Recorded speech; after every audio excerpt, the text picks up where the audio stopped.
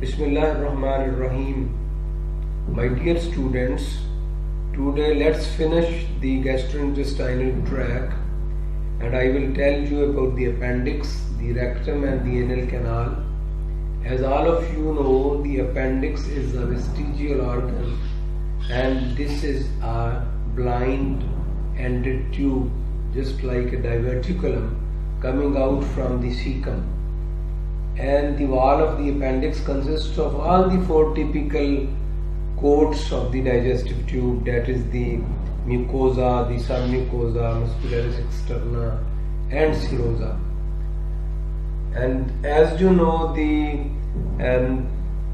connective tissue underneath the epithelium is called the lamina propria. तो epithelium और lamina propria दोनों को मिला के हम म्यूकस मेम्ब्रेन कहते हैं। और अपेंडिक्स की म्यूकस मेम्ब्रेन में भी सिंपल कोलमनर एपिथेलियल सेल्स होते हैं और गॉबलेट सेल्स होते हैं। And lamina propria it has got the rings of the lymphatic nodules and also there are intestinal glands which are the same crypts of Lieberkühn, but here these glands are few in number. And then the muscularis mucosae, the third layer of the mucosa, which is disrupted here and there. And in the submucosa of the appendix, you will find, when we see the cross section of the appendix, it is characterized by a thick wall but a relatively narrow lumen, which is a star-shaped lumen. You can see this is the microscopic picture of the appendix. You can see the star-shaped lumen.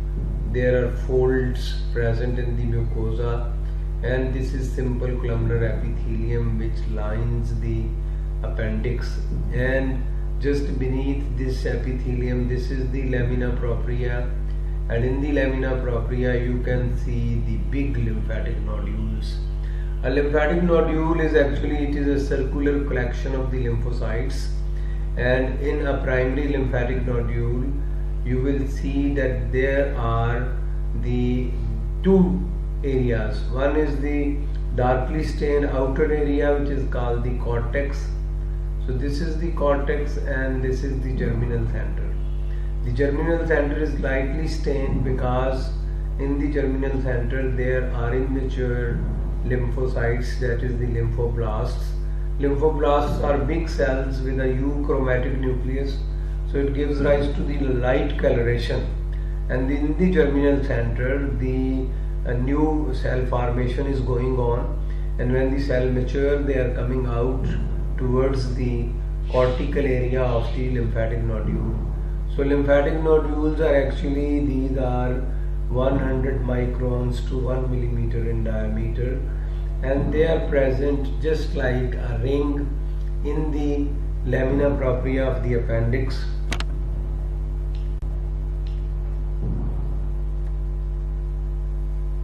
The mucosa is lined mainly by the absorptive cells, only there are a few goblet cells present. Lamina propria contains the crypts of Lieberkühn, which are lined by columnar absorptive cells as well as the goblet cells.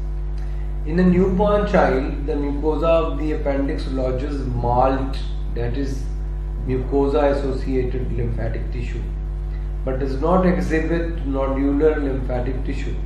The lymphoid follicles begin to develop soon after birth. As I have told you when we were talking about the immunity system, that the lymphatic nodules are produced in response to certain stimuli. In the case of a newborn child and in the case of an animal which is grown up in an aseptic condition, you will not find these lymphatic nodules, because the lymphatic nodules are produced in response to certain antigenic stimuli.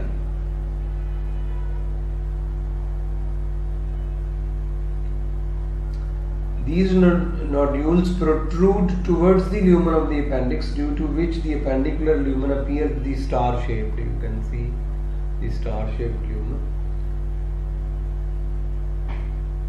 Some of the lymphatic nodules pierce the muscularis mucosae and project into the submucosa of the appendix. The lymphoid tissue of the appendix gradually regresses after 20 years of age and only traces of the lymphoid tissue are present in the appendix of an elderly person. The muscularis externa of the appendix is thin but shows the usual inner circular. This is the inner circular layer and this is the outer longitudinal layer. And here lies the myenteric or Auerbach's nerve plexus. This is the very important diagram of the appendix. You can see this is the star-shaped lumen of the appendix. It is lined by simple columnar epithelium which consists of the absorptive cells and the goblet cells. There are very few crypts of Lieberkühn. This is the lamina propria, and in the lamina propria you can see the lymphocytes. There is loose areolar connective tissue which consists of the collagen and elastic fibers, and there are also present a lot of blood vessels, but the most important thing in the appendix is the presence of these lymphatic nodules. The lymphatic nodules are very important structures. This is actually the collection of the lymphocytes, and the collection of the lymphocyte is present in the form of a ring shaped. You can see a ring of lymphatic nodules in the lamina propria, and these lymphatic nodules are typical lymphatic nodules because they have got a germinal center and there is a cortical area. You know, the germinal center of the lymphatic nodule consists of the lymphoblasts, which are immature lymphocytes. They have got a big euchromatic nucleus, that is the reason of the light staining, and here the germination is going on and the new cells are being formed, and the mature lymphocytes, which are the small lymphocytes, they are coming up on the periphery to give rise to this cortex of the lymphatic nodule. Then comes the submucosa. The muscularis mucosa, you can see it is ruptured here and there, and when we enter into the submucosa, it is a broader zone which consists of which has got the fat cells also. It is again dense irregular connective tissue layer with Meissner's nerve plexus in it, and this is the inner circular and outer longitudinal layer of the smooth muscles, and this is the serosa. So this is the structure of the appendix. Rectum. Histologically, the rectum resembles the colon except for the following features. Number 1. The rectal mucosa contains fewer but deeper crypts of Lieberkühn. You can see all the layers here this is the anorectal junction, this is the anal canal, and this is the rectum. On this side is the rectum because we can see the simple columnar epithelium. And then number 2, the outer longitudinal layer of the muscularis externa is of uniform thickness and does not show the tini coli. Number 3, most of the rectum is covered by a connective tissue adventitia.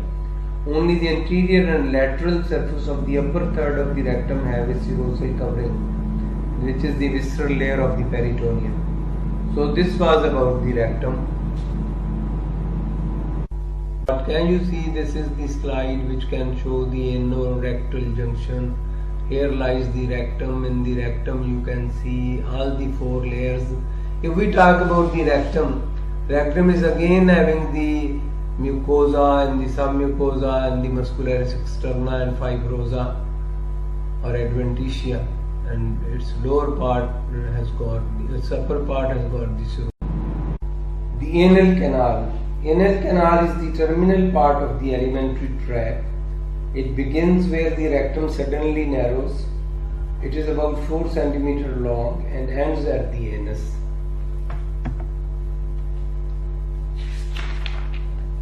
Mucosa of the anal canal shows a number of longitudinal folds which are known as the anal columns. The furrows between the anal columns are called the anal sinuses. So this is the anal sinus. These are the anal sinuses. The lower end of the anal columns are joined to one another by transverse mucosal folds which are known as the anal valves. So these are the anal valves.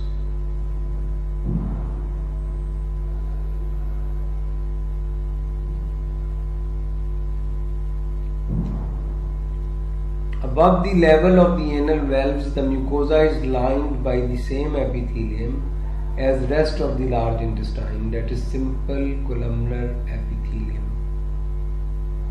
Simple columnar epithelium consisting of absorptive cells and the goblet cells. लेकिन इस level के नीचे we have got the anal valves which are lining the epithelium, and here the epithelium is stratified squamous non-keratinized variety which becomes continuous with the epidermis of the skin of the anal orifice. The lamina propria contains the crypts of the Lieberkühn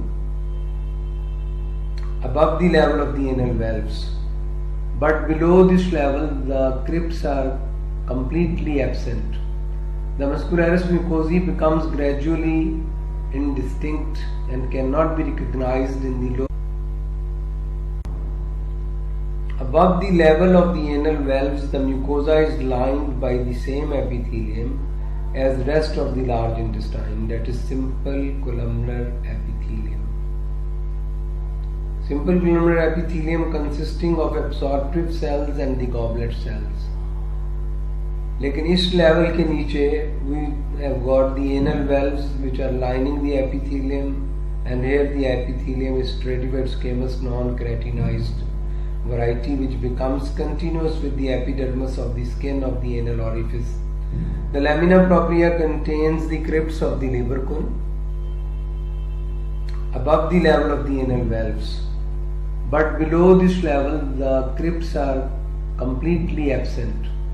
The muscularis mucosae becomes gradually indistinct and cannot be recognized in the lower part of the anal canal.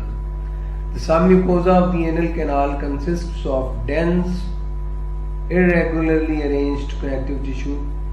At the level of anal valves, the submucosa lodges about 6 simple branched tubular glands that usually extend into the muscularis externa.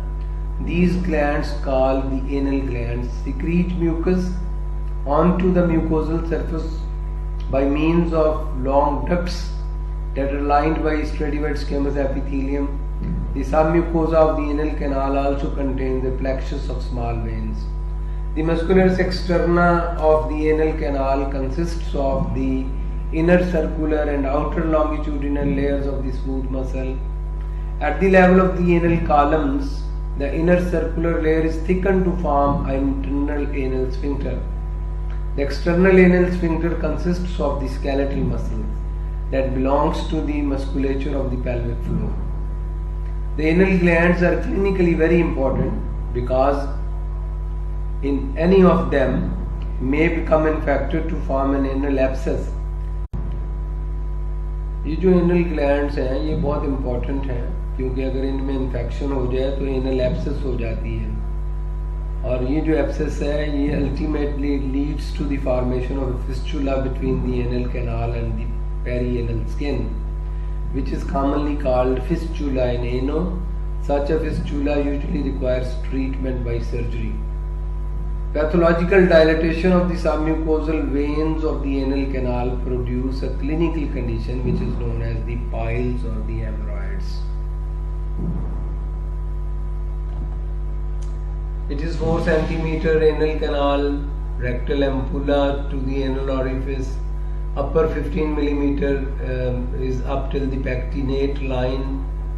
Then we have got, can you see, this is the slide which can show the anorectal junction. Here lies the rectum. In the rectum you can see all the 4 layers. If we talk about the rectum is again having the mucosa and the submucosa and the muscularis externa and fibrosa or adventitia, and its lower part has got, its upper part has got the serosa.